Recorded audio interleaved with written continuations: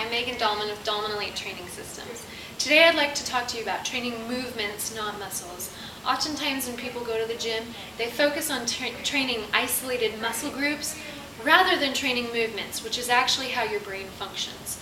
When your body moves through ranges of motion, your brain is telling particular muscles to work together in coordination to make a movement happen. So to have the most effective program, it's important that you're training movements, not muscles. What this will also do is balance out. Oftentimes a lot of people do a lot of chest exercises which they don't realize are actually horizontal pushing motions, and then they don't counteract that with enough horizontal pulling motions. So we end up having a lot of people with very strong pecs or front sides of their body and very weak posterior sides. So by training this way, you'll make sure you're balancing your workout out and having a very good design program. Okay, so the different movements that we want to talk about, we have quad dominant, hip dominant, pushing and pulling, and various types of those, and I'll explain that, and then twisting, which is also important as well. So the first one, quad dominant movements. Now these are movements that focus mostly on the anterior chain of the front side of your lower extremities. And these ones are going to be your lunges, your squats, single leg squats, those kinds of exercises. So I'd like to demonstrate lunges for you. This is a great exercise that anybody should have in their program. It works on knee stability, hip stability, ankle stability, and also hip mobility. So the way to do a lunge, grab a couple dumbbells, or you can do it with your own body weight. Step forward, nice big step, pop yourself back up. Keep continuing with the same leg, making sure you have good stability in your knee, and also your back should be nice and straight when you do this. Okay, so do a full set on one leg and then switch legs. That's a wonderful quad dominant exercise. The next movement is hip dominant. Now these are exercises that work the posterior side of your body or the posterior chain. For most people, this is actually a very weak side. They spend a lot of time doing squats, not enough time doing exercises for the back side of the leg. So hip dominant exercises are going to be your deadlifts, bridges, bridge curls, hamstring pulls, those types of exercises. So a great hip dominant exercise to do is a deadlift. And you can do this several ways. The first way is the easiest. Make sure your back is nice and straight, knees are slightly bent. Hinge over at the hips and pull yourself back up to standing.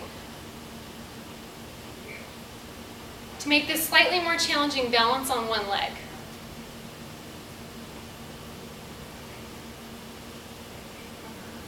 And surprisingly, with deadlift movements, it's actually your posterior chain or the back side of your leg that is doing the majority of the work. A lot of people think it's your back. It is not. If your back is rounding, then it is your back doing the work, but if you can keep your back straight and hinge at the hips, it will be your glutes and your hamstrings.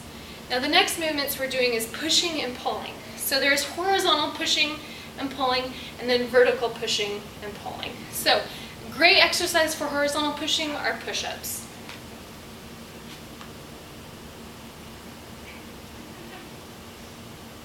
Okay. Everybody knows how to do a push-up. A lot of people do it wrong. Make sure your hands are at shoulder height, back is nice and straight, you're pushing directly out. Okay? You can also do the narrow grip or any other grip that you want to do. But this is a great horizontal pushing. Now we want to make sure we balance that out with horizontal pulling. Any rowing type of exercise, we can do a bent over row.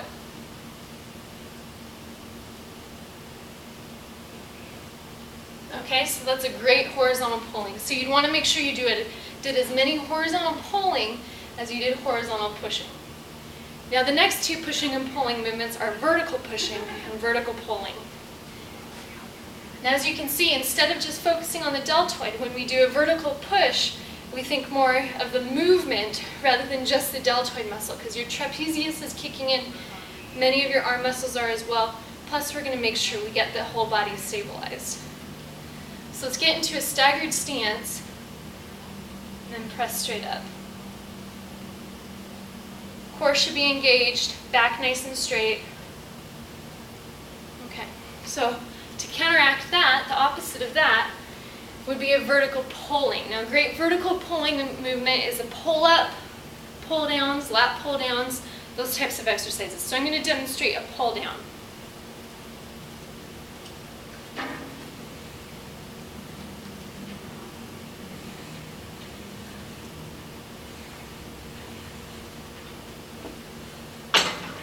So that would be the vertical pulling motion, okay? So you'd want to do as many of those as you did of the vertical pushing. The last motion is twisting. So great exercises for twisting are chop motions. So we'll get into a staggered stance, dumbbell on the inside. You're going to rotate your body as you pull up. So we're training the twisting motion, which will get your core activated. It's also making sure your legs are stabilized in this movement, as well as the vertical pushing.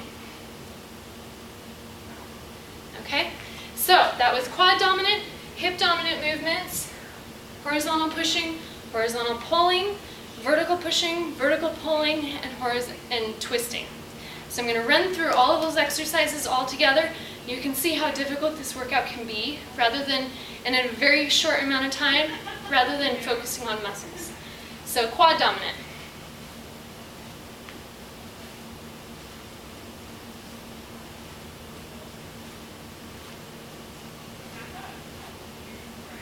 We'll do about 8 reps per leg.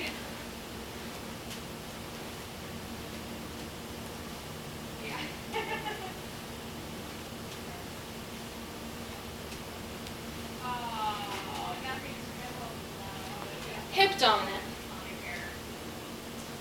We'll do our single leg Romanian deadlift.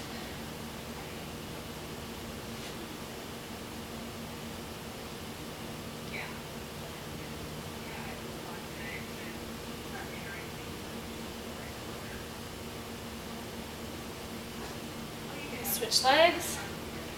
This one's great because it works on your balance, core strength, lower extremity stability.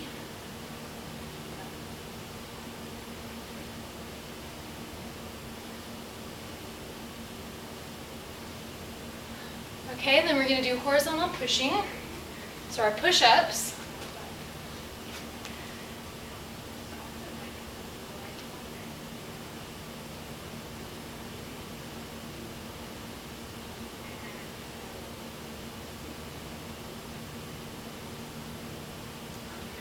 Okay, and then horizontal pulling are rows.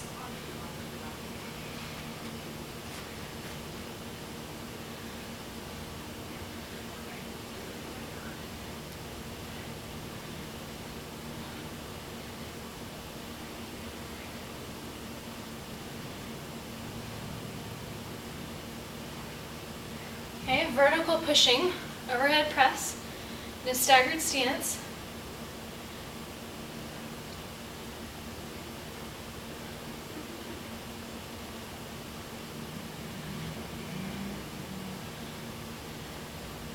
Let's do the other side.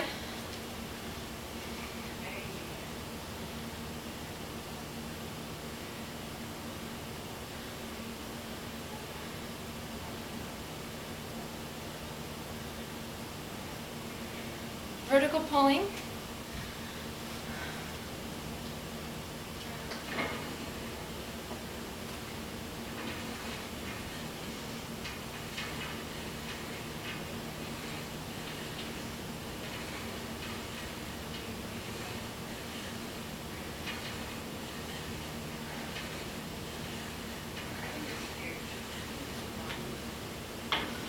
And twisting movement.